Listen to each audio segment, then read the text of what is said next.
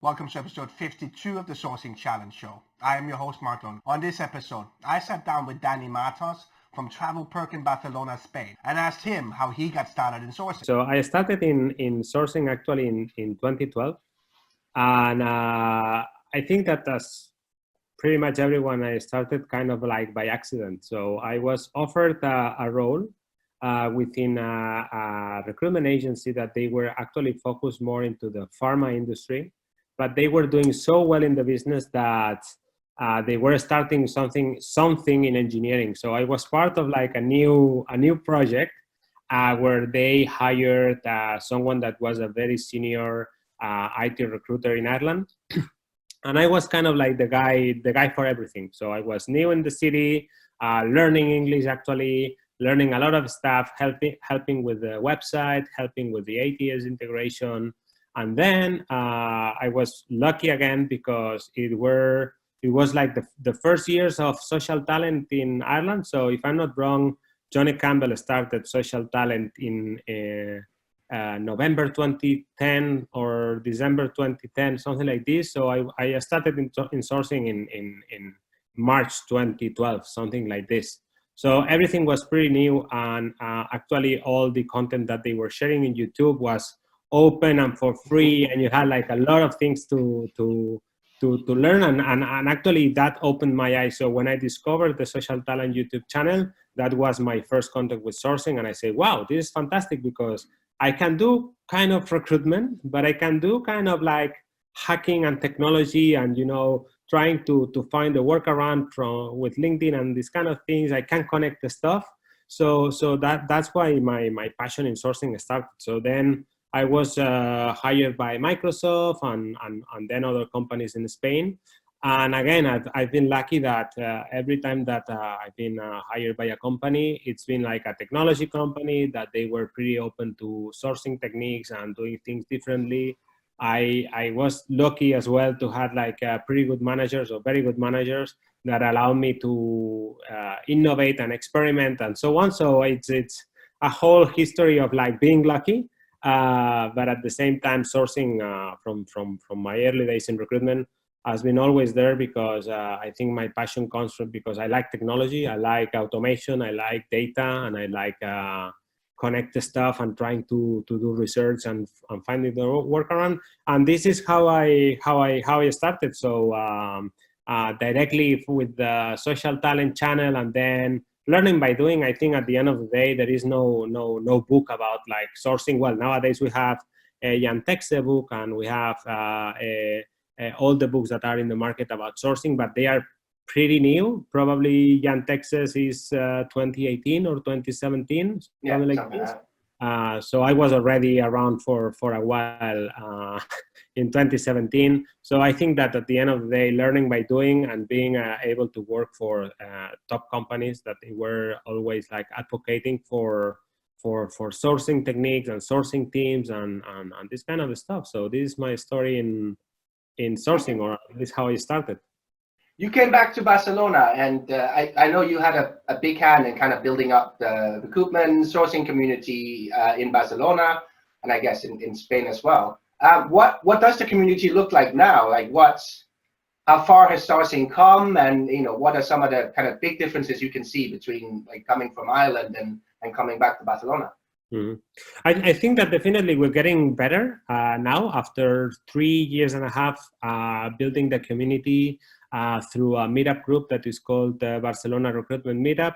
And then the cherry on the cake of that community is the conference that you have been also a speaker of that conference that is called Higher BCN. So we did already like 2 different editions of this conference, and we are already organizing the 3rd one. Unfortunately, we don't have a date. We don't have like a final date. That's probably best now anyway. So for the context, but definitely will happen soon.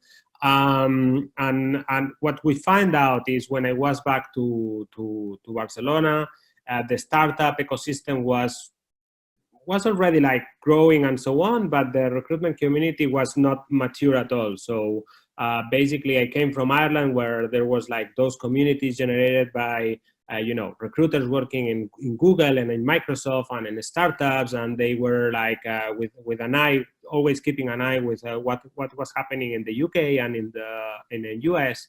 While in Spain, everything was kind of more, let me say, kind of like traditional.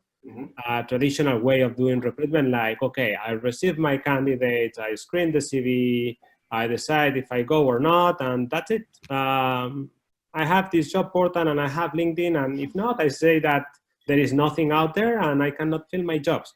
So with another colleague of mine, Andrea dos Santos, that is actually a recruiter in Barcelona, we were working together, and we saw that all the events and all the things that we wanted to do required from us to travel to London or to Dublin or to other places in Europe to make it happen. So we said, okay, this is an opportunity to grow our community in Barcelona. And together with the startup ecosystem, we started to build this community.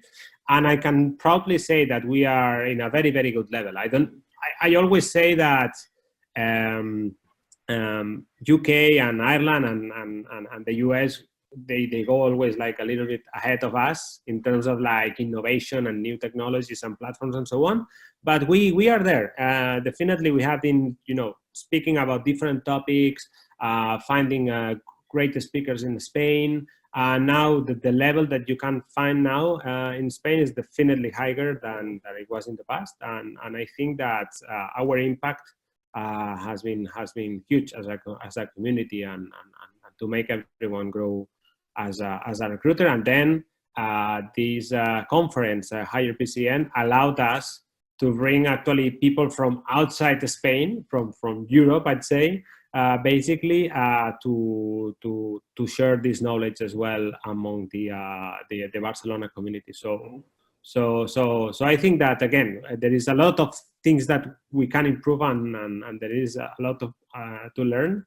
But we are in a better level that what we find when I relocated back to Barcelona. Working back in Barcelona, what does your sourcing tool set look like? Have there been anything that is very specifically for Spain, or like do you just have a kind of general thing for what you see from abroad? So yes, a good question. I'm not going to lie. LinkedIn is there. They have like a monopoly at the moment that it's kind of unbreakable, and everyone is kind of there. But something that I always try to do since my early days in recruitment is to kind of like diversify my sources. So I'm always like on the hunt to either find platforms that they are like niche platforms for sourcing or for recruitment, or finding platforms that at some point they can be used for finding people and to connect, companies and people or communities or recruiters and candidates and things like this. Going into a more specific kind of response, we started to do kind of like great agreements with the Stack Overflow 4 or 5 years ago.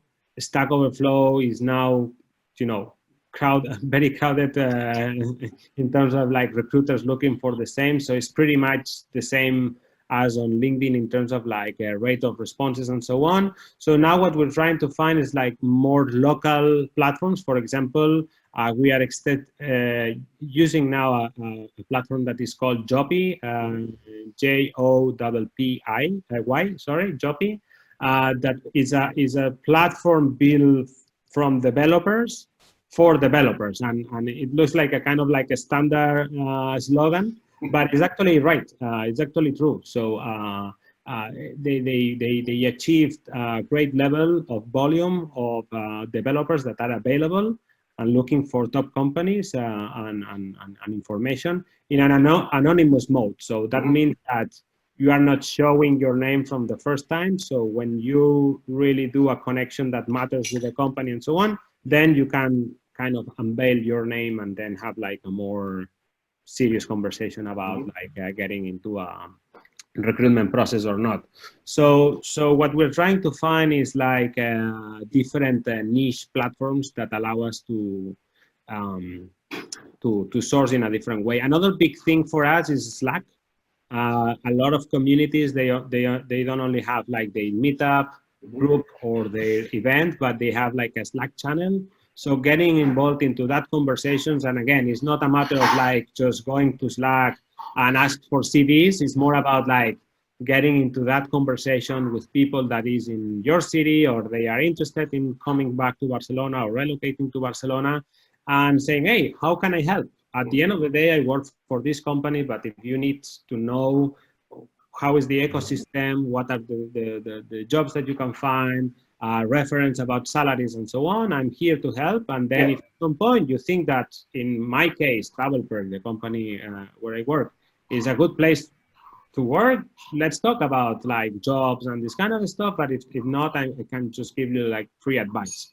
So I think that the best thing that we have been doing lately is to diversify the sources. So we are on LinkedIn for sure, but then Stack Overflow, Jobby, Slack channels, and then different job boards that we are trying time to time, and trying to measure what is the impact that we're having on those job boards. For example, we have been trying like GitHub jobs, or we have been trying other job boards that are very niche for product design and so on, and see what are the metrics that we're getting there, and if it's worth to repeat or not, publish their jobs. But basically, diversification is kind of like what I'm always trying to do. I mean, obviously, with the startup ecosystem and more international companies coming to, well, both to Barcelona, but also to Spain, more and more recruiters from abroad are either coming to Spain or have to, source in Spain.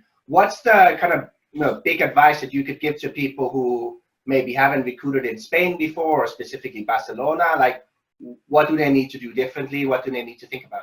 Well, I think that there are kind of like two questions here. First of all, Barcelona, Madrid, and probably Valencia, or some cities in the north like Bilbao, or in the south like Seville, like big, capitals, big cities, are pretty different than other places in Spain. So I think that we have two realities. One, in the big cities where you have like investment and international teams and startups doing like global products and so on. And then you have another reality that probably is more like consultancy firms, that they are in the big cities, but in the small cities as well, or small consultancy firms that are like in the small towns, that they are still like very kind of like, from my point of view, into the past, like the old way to work, with like kind of like old technologies, old methodologies, probably a low number of their developers or their candidates they speak English.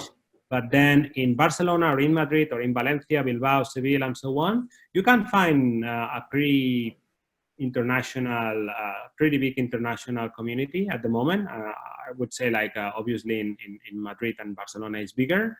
And for someone from outside coming to Spain, I think that they will be surprised about like that we have like a great pool of talent, not only in development, but I would say in technology or in digital jobs like digital marketing, product design, product management, development, obviously, and so on. I think that the pool of talent available is great. I think that the cost of life, it's pretty well balanced, not only because of the weather, but the prices and the housing and so on. So that's the reason why, and this is a fact, why a lot of companies from abroad are relocating to Barcelona in this case, or to Madrid, with teams that they don't speak Spanish at all. Yeah. So it is another component. I think that 5 years ago it was more like a challenge. Now you can actually do your day-to-day, would say 90% in English. Obviously, if you go to buy some grocery or to a specific shop, maybe you need some Spanish skills. But in general, you can do your life in English, and you'll be surprised about like how talented is the pool of candidates that is existing in Spain, and then that you can actually develop your business in English. And in terms of like exporting talent, same thing. So a lot of companies from Berlin, from the Netherlands, historically from London, from Dublin, they are coming to Spain and to Barcelona to hire people from our companies to export that talent into the outside. So So I think that they already know that they can come here and get pretty good talent and at a pretty good price, I'd say, in terms of salaries and so on. If you compare it with the outside, I think that we still have like a pretty low salaries if you compare it with London or with Dublin or with Berlin or other places that they are more expensive. No, absolutely. Dani, if people want to stay in contact with you, see where you go, find out when Hyatt BCN is going to be and where it's going to be, how can they best do that? Yeah, I'd say that my main tool in terms of or my main weapon in terms of personal communications and showing what I'm doing and who I am and so on is Twitter. Actually, it's my name, Dani Martos SMN. I will tell you one day why this SMN is there, but it's a long story. But basically, they can find me on Twitter. I'm very active in Twitter. I talk about everything, not only about sourcing, recruitment, everything nowadays. General economy, politics, everything. I mean, you will find out the real Dani Martos there. And then, I'm on LinkedIn as well and on other places like Facebook or Instagram. But basically, what I am more active is on Twitter. And then we have a website, a dedicated website that we are actually reshaping for the next edition. That is hiredbcn.com. Where you can find the specific information about the conference and who will be the speakers and when it's happening and this kind of stuff. Look, Dani, thank you very much. I look forward to seeing you soon and good luck with everything. Thank you so much. Thank you for interviewing me and for your time. And I'm really looking forward more than ever to meeting with you very, very soon. Sounds good. Thanks. If you like this episode, please consider sharing it or any of the other episodes with a friend or a colleague who might be interested as well. And consider subscribing to the channel, which will help us reach more people and grow the community.